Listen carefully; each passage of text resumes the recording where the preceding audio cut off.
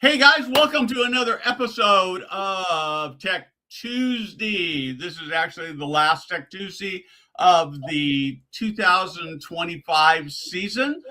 We have had so many great guests, and we've got a bunch of people already lined up for next year. I'll be at CES in just a couple of weeks. I know that I'll come back with a ton of new people who are working on great technology interventions for older people. Today, I'm talking to Martin Tolar, and we're going to talk about Alzheimer's. 47% of the cases you say are preventable. And so we're going to talk about how that can be prevented and what you're doing with people using AI who already are suffering from Alzheimer's. But before we get into the conversation, this.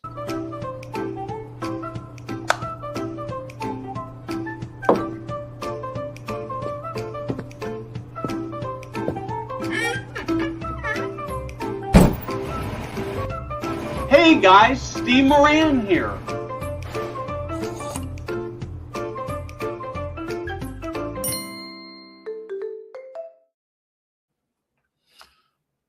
Martin, welcome to the show. I am so excited to be talking about to you. As we were talking about before the live stream started, this is a very personal issue with Alzheimer's because my audience knows I'm the family caregiver for my stepfather, who's 93, who's mid-stage or a little past mid-stage dementia. And it is a terrible, destructive disease. Everybody who works in the industry understands how terrible it is. But before we get started into that, you were involved in the Velvet Revolution. I got to go back and do a little personal history about that and your story and your journey. So I'm originally from Prague. I did computer science and medicine. And as you mentioned, Steve, again, pleasure to be here. As you mentioned, I had a opportunity and really has been an incredible journey to join as a student leader the Velvet Revolution. And for those who don't know it, so in 1989, there were obviously the changes in the communist bloc, starting in Russia, going to the other countries. And in Czechoslovakia, where I'm originally from, I was born and raised in Prague, the transformation from communism to market economy was led by students. And it really started by the communists beating up the student demonstration, which was really commemorating the International Student Day. Just think about it, right? They actually sent the special forces to beat us up. And we said, well, not so fast, we're going to go on strike. And before we knew it, the whole country was on strike and the communists gave up, months later. And so I had the opportunity not only to lead the Velvet Revolution, but then forming the Czech government, we brought Václav Havel. We made him a president, which is the famous playwright, and helped form the government, and then helped start the transformation from communism. It's been absolutely incredible because people probably can't imagine what it means to grow up under communism. We couldn't go anywhere. We couldn't read anywhere. We couldn't read the books we wanted. It was really incredibly restrictive. And suddenly the world was open, right? So while I finished medical school, I was the fifth year medical school over a 6-year program. So finished medical school, and many of my friends went to politics, obviously. But I didn't want to do politics, so I wanted to learn something because I felt that if anything, the country will need people who learn something. So I was offered to go to grad school, work with Eric Kandel, one of the Nobel laureates who won a Nobel Prize for Learning and Memory at Columbia. And then I thought it was going to be just for a few years, learn a few things here and there. I ended up being here for now over 25 years in the US. And, really did finish the grad school, then trained in neurology in Boston, was on faculty at Yale, and then really was very frustrated with the lack of treatments. So ended up going first to Pfizer and working on late stage development, then running the business group at Pfizer in the early 2000s. That was the most valuable company on the planet back then. And did a lot of deals, but also learned about the innovation and realized that it's really happening in the smaller companies. So then for the past probably 20 years, I was running and forming companies, both in the tech and biotech. Terrific. I love these stories. Just before we get into the side, you're the second revolutionary I've ever met. When I was in my 20s, late 20s, I suppose, I flew into Denver late one night going to Colorado Springs, and there was a young man trying to he was 21 or 22, Chinese man trying to rent a car, and they wouldn't rent it because of his age. And so he was also going to Colorado Springs. So I offered to drive him there. And it turned out that he was one of the revolutionaries in the Tiananmen Square revolution. And so I gave him a ride, but I got a better education out of it. So anyway, let's talk about another thing, right? So for us, we didn't realize how that most of the revolutions don't work, right? That most of the revolutions are very bloody. I mean, the Chinese really tried the same thing, and it was very devastating, right? It was really, really, really bad outcome. But again, for us, it gave us the wings, and again, gave us kind of the enthusiasm to change the world, and that's what I've been doing for the past 20 years. That's such a great story. So you, for the last decade, have been working on a treatment for Alzheimer's, a drug therapy to prevent Alzheimer's, which is really exciting. And I do want to spend a little bit of time talking about what you're doing there. But then after like 10 years of doing that, you took this big, not really a shift, but maybe an added track to create Tolion. Is that right? Tolion, yep. Tolion, this brain health app that's free on the AI store. And so let's touch for just a little bit about the drug trials and what you're doing there, and then let's move to the app and AI and how it can really help. So I worked and ran a number of companies and formed a number of companies, but the one with the most potential impact is a company called Alzion. You see it behind me. It's now been 12 years ago since I founded this company. And really the problem of Alzheimer's disease has been that we did not understand what's causing the disease, how to approach it, how you find the patients. Really the science has been missing.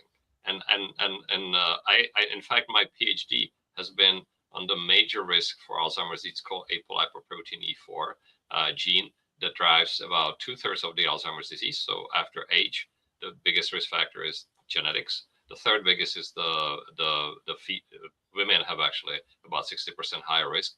But the risk from the ApoE4 gene is you have 400% higher risk if you have one copy, and then you have 1,200 times higher risk if you have two copies. So the people who have two copies of the gene, really more than 90% of them will have brain damage by the age 65. And there's 1 million people in this country, in the US, and about 3.5 million in the developed world. So for us really at Alzion, our really accomplishment has been one, we were able to tackle these four major scientific issues. One, what is causing the disease? What is the toxin?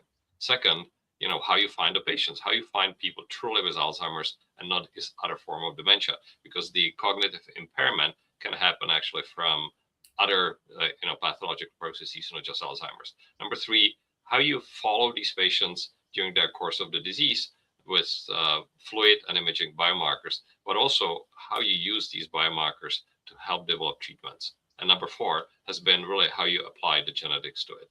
And really over the past decade, we published 20 papers that really describe, the advance. We were on the leading edge for these four solutions. But also we have a treatment that's really in a class of its own. It's the only oral treatment. It has a good safety profile in about 3,000 patients, and we'll hope to bring it to patients in the next few years.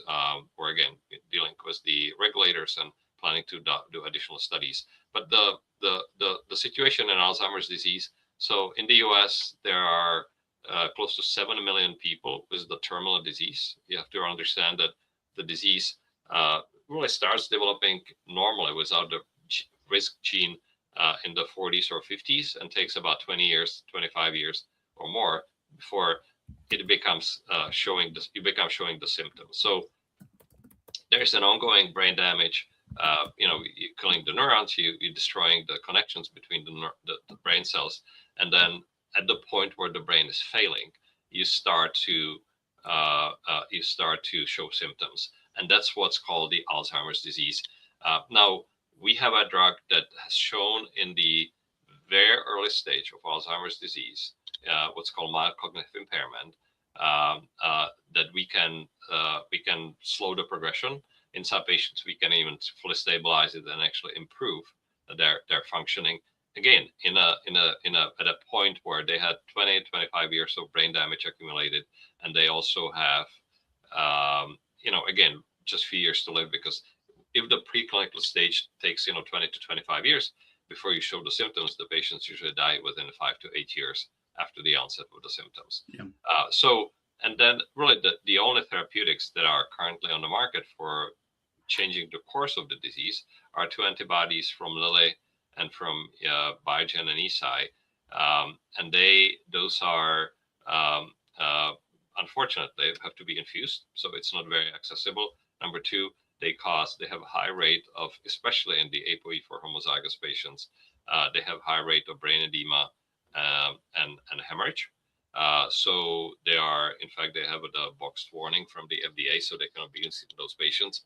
And really the impact of the side effect profile and the poor access is that out of the millions of eligible patients, only about 30,000 have been treated with these antibodies. So really the Alzheimer's community is suffering, and there's really no impactful treatment to date. And that's where really we're coming, because we're the only late stage program that really can have this kind of an impact. So that's kind of the story of Alzeon. Again, we have a large group of people. The team is really based in Boston. We have large site in San Francisco. We have a site in Madrid and so forth. But again, our goal is to bring this drug to patients as quickly as possible. Terrific. And do you have any, I know that it's probably a terrible question to ask, and it may not be something you can address on the air anyway. Do you have any ideas about when you might be able to go to market with it? So again, we're in discussions with the agency. We did finish phase 3 that really showed us how best to use the drug. There's a path called accelerated approval, which potentially could allow us to get the drug to the patients much sooner. We're running additional studies, and the FDA did ask for additional studies.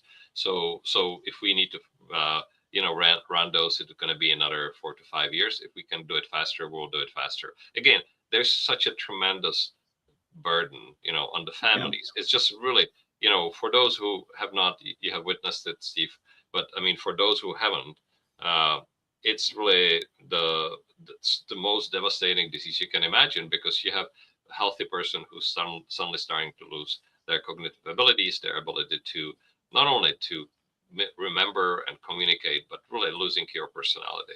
The first patient of Dr. Alzheimer, based on whom he actually described it, was a lady in her 50s, said, "I have lost myself."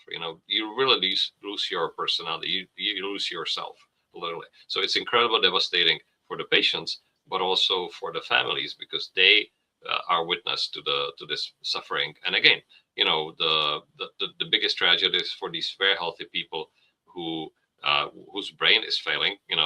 Ronald Reagan, Margaret Thatcher were the two who, after their careers, have spent decade in the institution because their body was healthy, but their brain was not. So we really need to do something. Again, there's a tremendous economic burden for the country. In the U.S., the costs are about $600 billion. The cost just for the Medicare, we met recently with Dr. Oz, who is the commissioner of Medicare. He spends $175 billion just on the nursing care. So again, the economic impact is enormous. And again, the only way to change this really is to have a treatment that can be used to stabilize the disease and hopefully prevent it. Terrific. So let's shift to Tolion, your brain coach. You launched it in November. It's free. Yeah. Mostly what we see are apps that are either fluff that promise something that don't deliver, or they require a physician's intervention, which makes it very not very accessible. So, talk to me a little bit about what this app does, who it's for, how it can change the world. Yeah. So I'll start, Steve, with the inspiration for this company, for Tolion, and for this app. So as I mentioned, we treat the families, and we work with families of that have somebody affected by Alzheimer's disease, and many of these people that we deal with have the genetic risk. So this runs in generations. Really, if you're homozygous, chances are your grandparents, your parents have been affected, and we talk to the caregivers, right? So we had these caregivers who have been taking care of these patients, and they were saying, and they are in their 30s, 40s, and they were like, can you do something for me? And we're like, look, we know that you have the risk. We know that you have a high chance of actually getting the disease in the next 15, 20 years. That said, right, we cannot give you the drug. We don't have the studies, we don't have the permission from the regulators and so forth. So so initially we were like, well, we really couldn't do anything for you. But we realized that we can use lifestyle interventions, and the lifestyle interventions can address almost half of the risk. Just think Wow. about it. Almost half of the risk can be addressed by lifestyle interventions. Now, this is not simple. There are about 100 factors that we're tracking, and the issue really has been threefold. Number one, how do you organize the knowledge and the science around lifestyle interventions? The meanings, not drug interventions. The only thing that we exclude is the kind of the drugs that the physician will have to prescribe. So still the supplements play a role and so forth. So the first application of the AI, of the artificial intelligence, was to consolidate all of this knowledge, right? Make sense out of there are 20,000 papers every year published on the brain health. So nobody can read it. And think about it. You don't want to read just the last year. You want to read, past 10 years, right? So to consolidate this knowledge, you really need the AI, and we apply the AI just for that to, again, and we build a system called MedWiki that allows us actually to tap into all of this knowledge and consolidate and structure it in a way that can be used. Number one. Number two, you really want to treat every patient, every person as an individual. And the personalized approach really is not something that people use and or even can use. So the second approach is that the second use of the AI is really to make sure that we can help individual people with their specific profile of say their age, their genetics, their biomarkers and what have you, connect them with the right interventions that will be the most impactful. So that's number two. And it's also tracking, we're able to track the impact on really their their health and performance. We have what's called brain age score that kind of combines all of these information and allows the individual to see not only where they are, where they started, but also how this is going to be changing. And really, this is our way to track the impact and track the performance. And this is the second use of the AI. Again, connecting the wealth of the information with the individual person and help them kind of navigate this. And the third one, which really I didn't appreciate initially as much, the need for it, but you really need to help people change their behavior, right? By definition, we're talking about the fact that we're trying to tell them, what to do specifically, in their lives to improve their performance. But again, they need to stick with it, right? So what is the best way, to help these patients, these individuals, to help them really learn from, what they're doing and help them, stick with these interventions and so forth. So these were the three critical applications of AI. It really would not be possible to do this without that, without the tools. We have about 20 AI engineers, a dozen doctors. We're kind of what distinguishes us, Steve, as you said earlier, is that we are very strongly science based. We work with the top leaders in the world in the world of Alzheimer's and brain health, with the top organizations in the Washington, the advocacy groups, and so forth. So that's the distinction, right? We're not, trying to tell you if you meditate, you will, live better, or we're saying like, look, your brain is your most valuable asset. It's the most incredible organ you have, but it needs help, right? And there are some ways you can do to protect it, to help it, and we can help you make these changes and actually track these interventions. So first off, how do I find my brain age? I feel like I'm not sure I want to do it on air. That could be So we launched the product in November. You need to log in. You need to go on our website, tolion.com, or tolionbraincoach.com. It's actually even more direct. And on that website, you click and download the app from the App Store, and within a few minutes you will have your brain age score. It will really combine everything that we will learn from you. There's something you can type in, that you can talk to the chatbot, so it's very interactive, and then we'll tell you, this is where you are, Steve. And these are the things really that play a role in your situation, and that actually how you can start changing it, and that will guide you right through the personalized weekly actions, through prioritized recommendations, the progress tracking, and so forth. Again, to help you change your health of your brain and the performance of your brain. Again, it's obviously geared towards the healthy people, but it's also applicable because the same same interventions will play a role for people who have beginnings of some kind of issues and so forth. So we can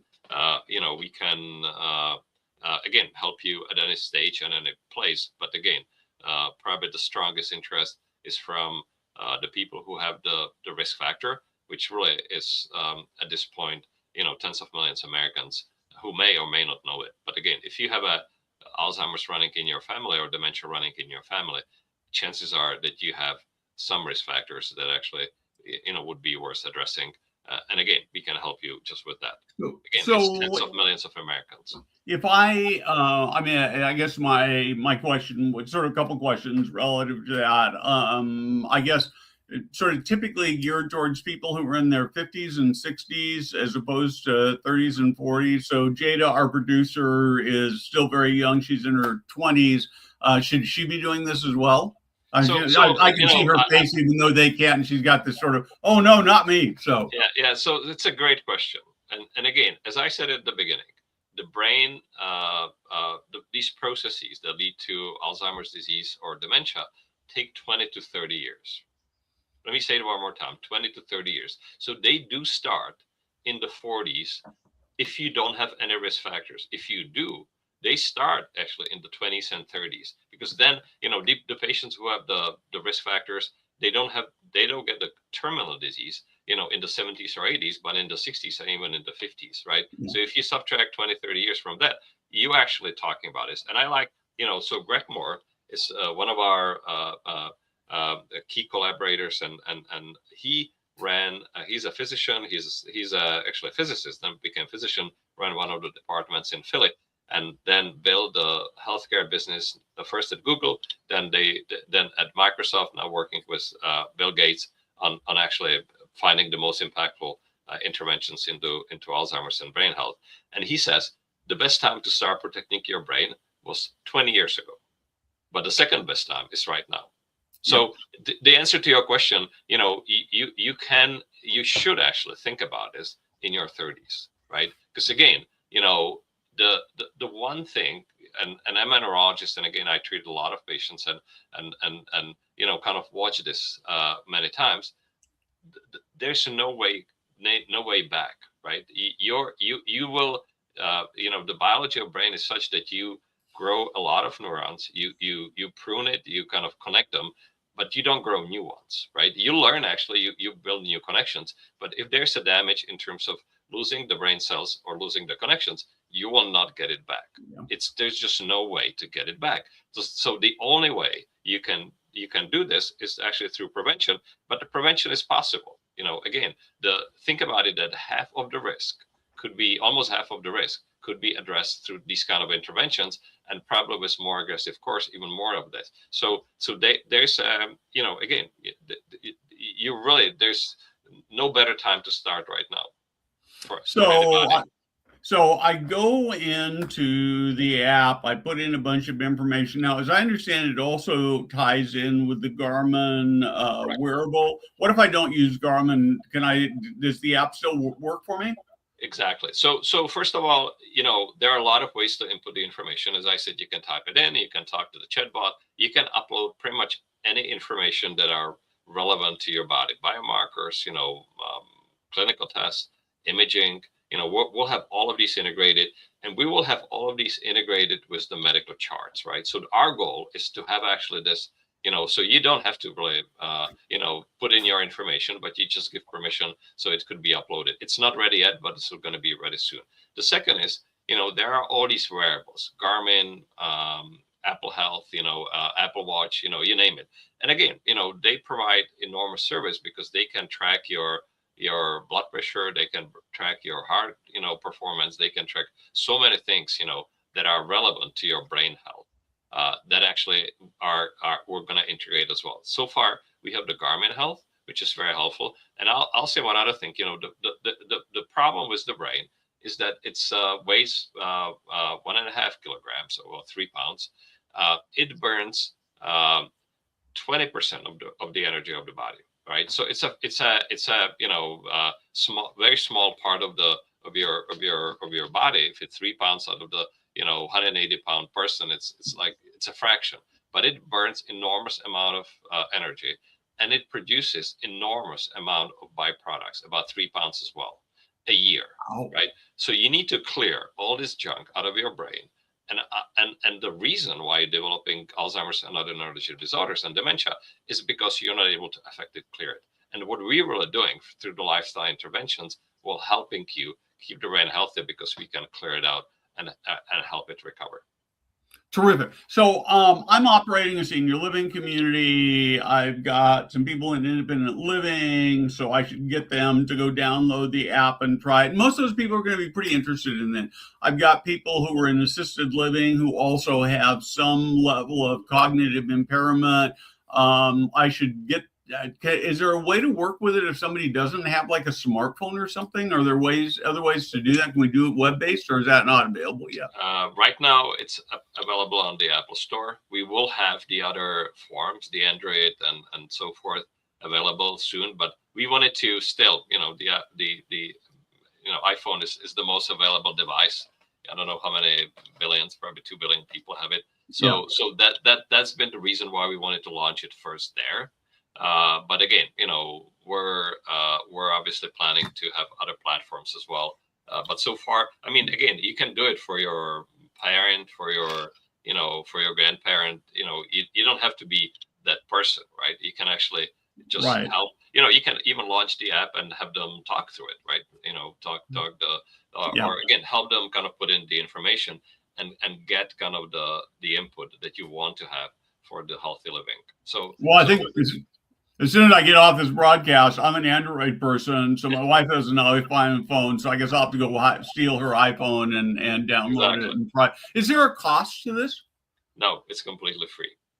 We wanted to make it accessible, so we were thinking a lot, because most of these apps do carry a cost. But we were like, look, there are tens of millions Americans that need this, and again, there would be even the kind of the I don't know, $100 something would be problematic for people. So we were like, look, I mean, we rather make it available free and have a chance actually to really have a broad impact of this. Because again, if you put any of this kind of burden on it, this would get a limited access, and to the people who need it the most, quite frankly.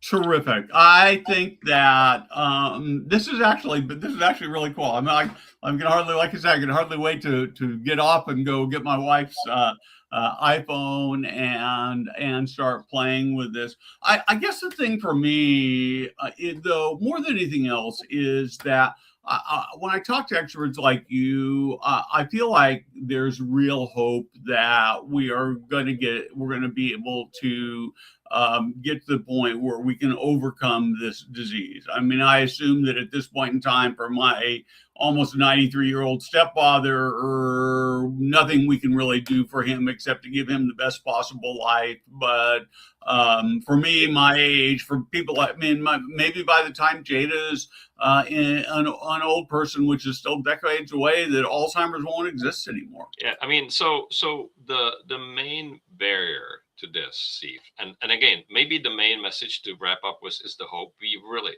the main progress has been, and I worked on this in this era for a few decades now, right? So the main point to take home is that we understand the disease. We know how to intervene. We understand the biology. We have effective tools, and it's literally a matter of short period of time, meaning maybe years, where we have these effective treatments on the market. People can use it. People need to use it preventively, right? What I kind of said, we are forced by the regulators to develop this first for the terminal stage, because there are tools and so forth, and it's really difficult to deal with the regulatory bodies to talk about the biomarkers that would actually serve as a proxy for clinical efficacy and so forth. And by definition, in the first 25 years where you really need to use this drug, you would have to use the imaging, you have to fluid biomarkers and so forth. But the regulators are, very slow to move on this. Yeah. But again, we will move in that direction because that's where you need to intervene. The core, message is prevention, prevention, prevention. Terrific. This has been a great conversation. I appreciate your time. And I look forward to going and trying the app, and I can hardly wait until your drug trials are done and it's available to everybody that it can help. Thank you so much for joining me today. I hope you have very happy holidays. Jada, thank you for doing production in the back. And Doctor, if you just stay on for a minute after we get off air, we'll sort of do a quick wrap up. Thanks so much, Steve. It was a pleasure. Happy holidays.